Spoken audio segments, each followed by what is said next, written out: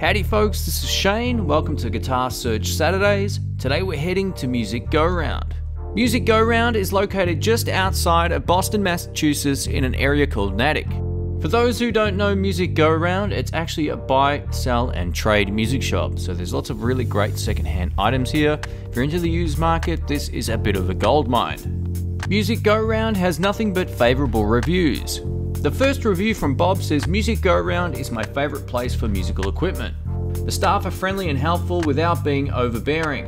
There's a great selection of musical instruments and equipment to fit any budget.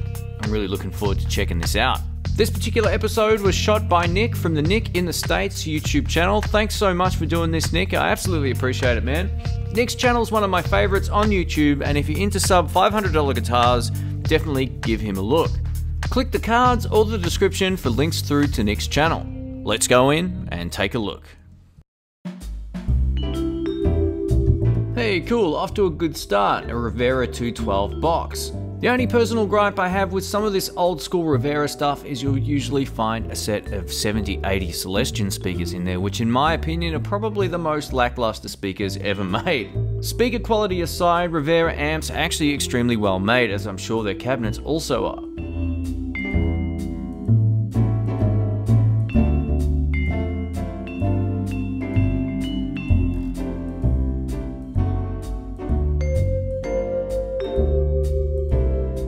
Believe it or not, this is only a $199 guitar. It's actually made by GFS and it comes complete with Bill Lawrence pickups. I gotta say, for a cheap guitar, the finish looks pretty wild.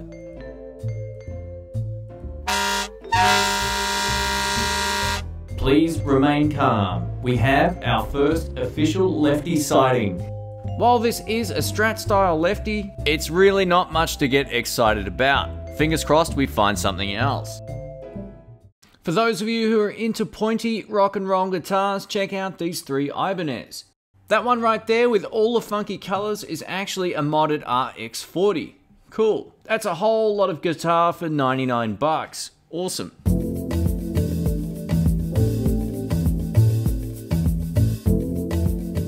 I have no idea what that is, but it looks pretty badass.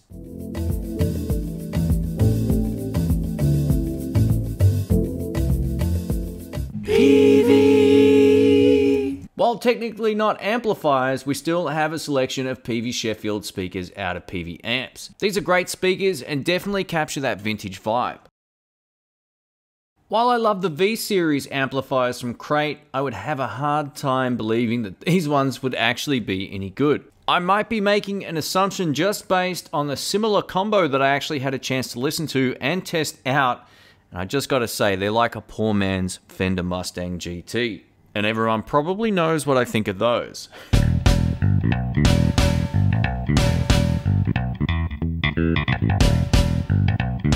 Check this out, this is a Bassman 212 50-watt cabinet. Awesome stuff. It's actually on wheels as well. If you plan on buying something this big, definitely make sure that it's on wheels. It's gonna make your life a lot happier.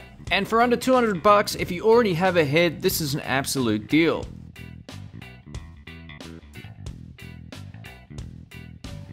Ah, the Vox Night Train amps. These kind of faded into oblivion pretty quickly. I don't know how well they actually captured any Vox tones, to be honest. I do like that little small speaker box though, great for home use.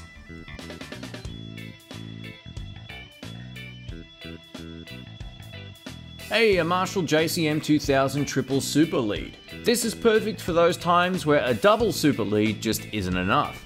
In all seriousness though, check out the cabinet it's on as well. I bet this thing totally rocks.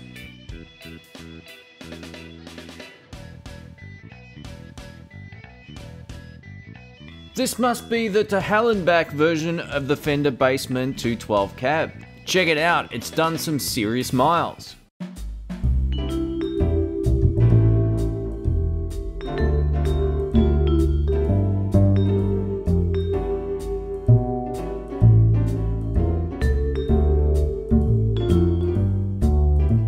Man, what an awesome view. Also, check this guitar out. If you want your friends to instantly ridicule you at any jam night, buy one of these. A friend of mine got an SG version of one of these, and after the first night he took it out and played it live, he never took it out again. Actually, come to think of it, we may have emotionally scarred him.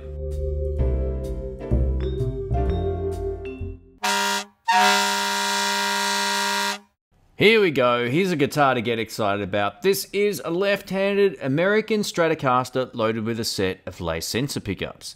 Les sensor pickups do cancel the hum and they also sound pretty legit.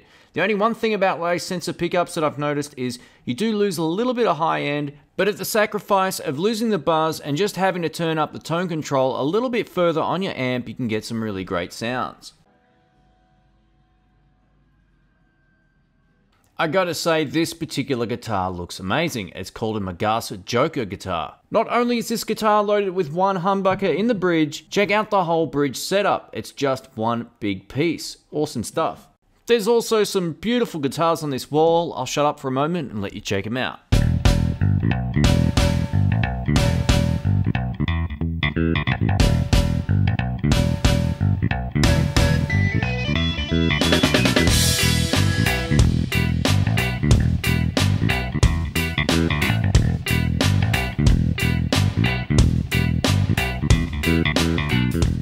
Check out this rocking SG style Ovation electric guitar. We don't see too many of these in Australia. We only ever see acoustic electrics, which is still great. I don't think I've ever seen one of these anywhere. Awesome.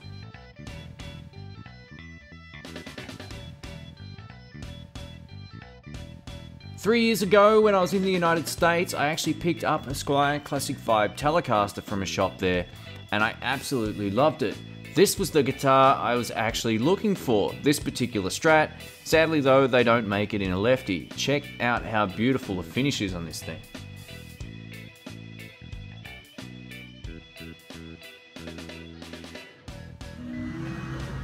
Check out this old harmony guitar. Anytime I see or hear a reference to harmony guitars, I always think of the late great J.J. Cale. If you don't know the story behind J.J. Cale's harmony guitar, I'll put a link up in the card so you can check it out.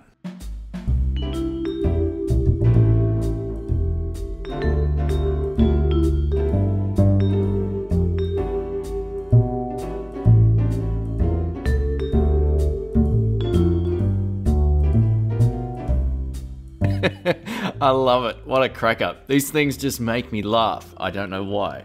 Nick just happened to find a Tokai electric guitar. How about that for good luck? That price tag actually relates to the guitar above it. This Tokai guitar is actually an AST62 Strat. Awesome stuff, made in Japan, and I bet it plays great. Then again, I'm probably making that assumption being a Tokai fanboy.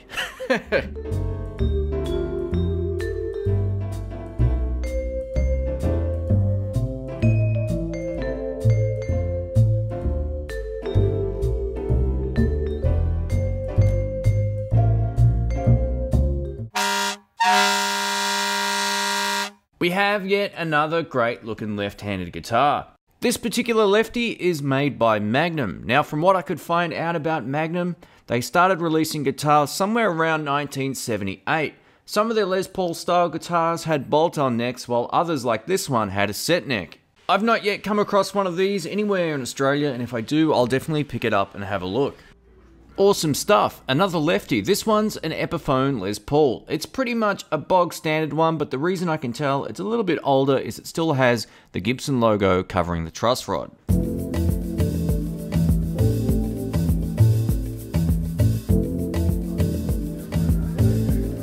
Hey, check it out, a Hohner SE35 ES335 style guitar. These are actually pretty good. If you get a chance to pick one up, definitely give them a go.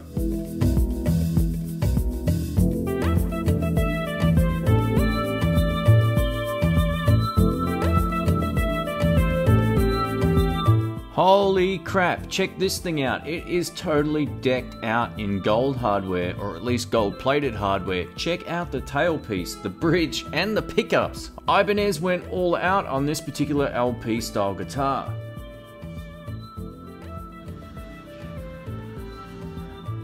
These three archtop guitars that you're looking at in the center are all Eastman guitars. I've had a chance to play Eastman guitars, and for their price, they're actually quite great.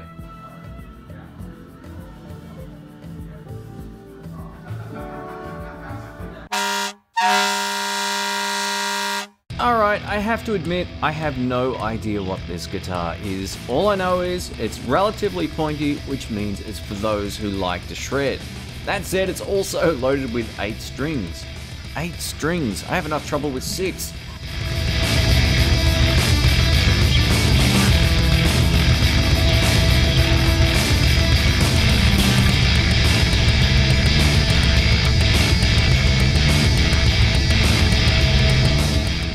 That yellow flying V that looks relic is also another Magasa guitar. We saw one of them earlier on. They actually look quite great.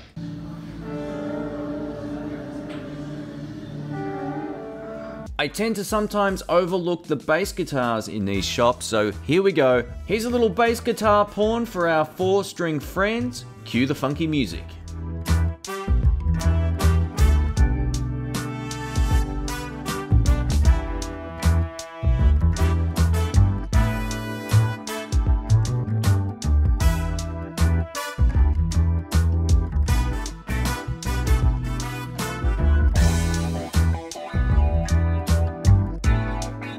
Man, I love the homemade vibe on this, although I know already this type of amp isn't for everybody. I have a feeling this is probably a reboxed head, just something about it doesn't quite look right. I couldn't find any information on this amplifier on the actual website for the shop, or actually by googling the name on the top. If you have any information on what type of amp this is, please post in the comments.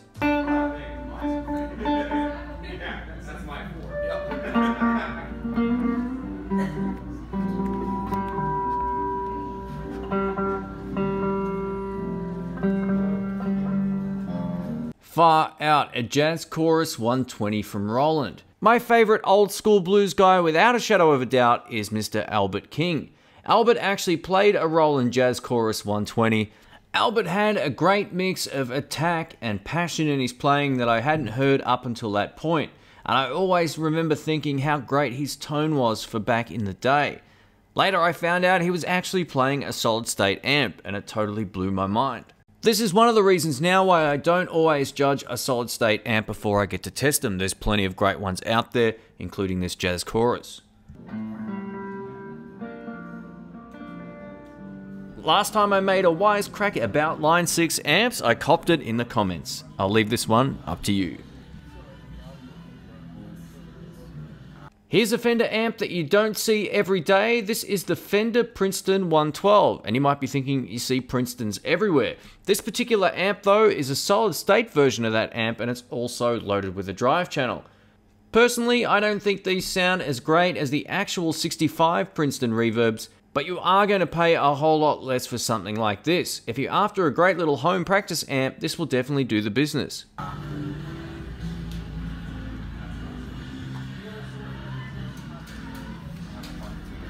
Hey, one of my favorite modeling amps ever, the Fender Mustang 4 version 2. They got these amps right. If you don't believe me, go plug into one.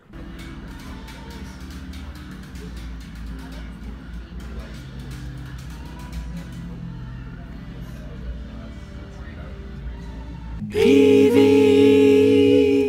The PV Classic Chorus is rated at 130 watts RMS. That's so friggin' loud. In terms of solid state amps, you'd be hard pressed to beat something like this in terms of value for money. On the second-hand market in the United States, these amps go for under 200 bucks, so they're definitely worth checking out if you're after a high-powered 212 amp. You'll really save yourself a fortune shopping second-hand.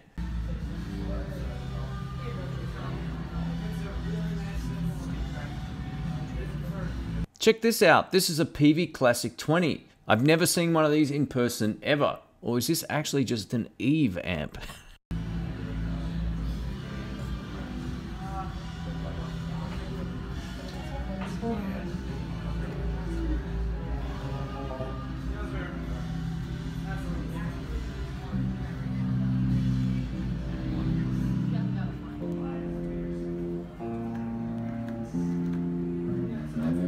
On top of the triple rectifier Mesa Boogie head, we have an Ibanez Tsa 15H head. For those who don't know much about the Ibanez amps, they're essentially a clean platform with a tube screamer built directly into the head.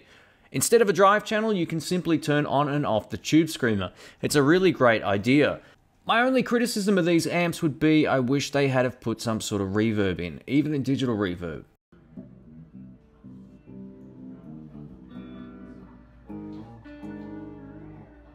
If you're into Peavey, Roland, or Line 6 amplifiers, definitely give this place a look.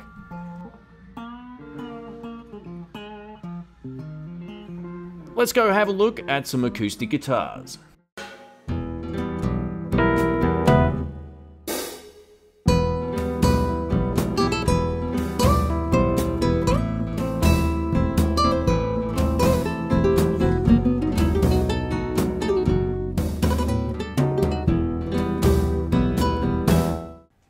A cupboard full of miscellaneous stuff, including parts, pickups, tuners, and just about everything else. I love these kind of bargain basement deals.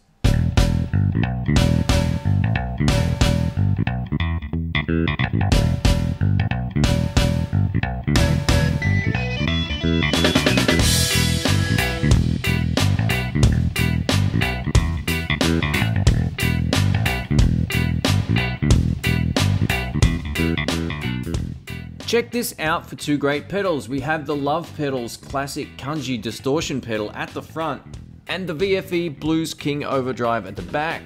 The VFE Blues King is an absolutely great sounding off clean pedal. Definitely give them a look.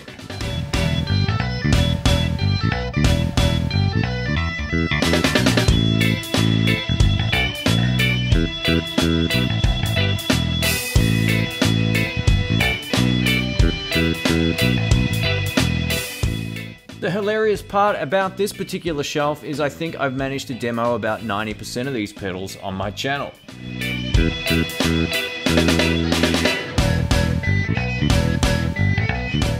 This was one of the truly great pedals that I first purchased that made a massive difference to my sound. The left side of this pedal is an overdrive and the right side is a distortion. You can use them independently or have them stacked. This is before Visual Sound changed their name to True Tone. They also changed the shape of their pedals to more of a generic shape.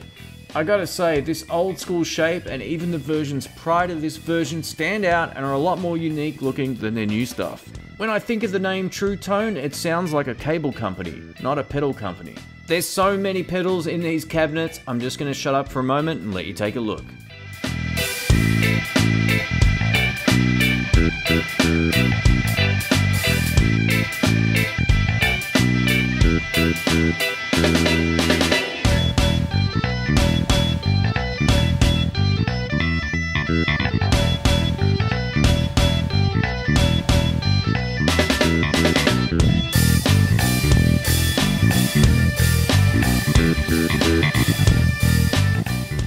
You know what, if you're looking for the biggest, fattest bridge tone you can ever get on a Strat or a Telecaster, check out these Fab Overdrive pedals. They look like absolute cheap and nasty junk, but on bridge pickup and bridge pickup alone you can get a massive tone for under 15 bucks. Give them a look if you want to try something a little bit different. But I have warned you, they only sound good on bridge pickup.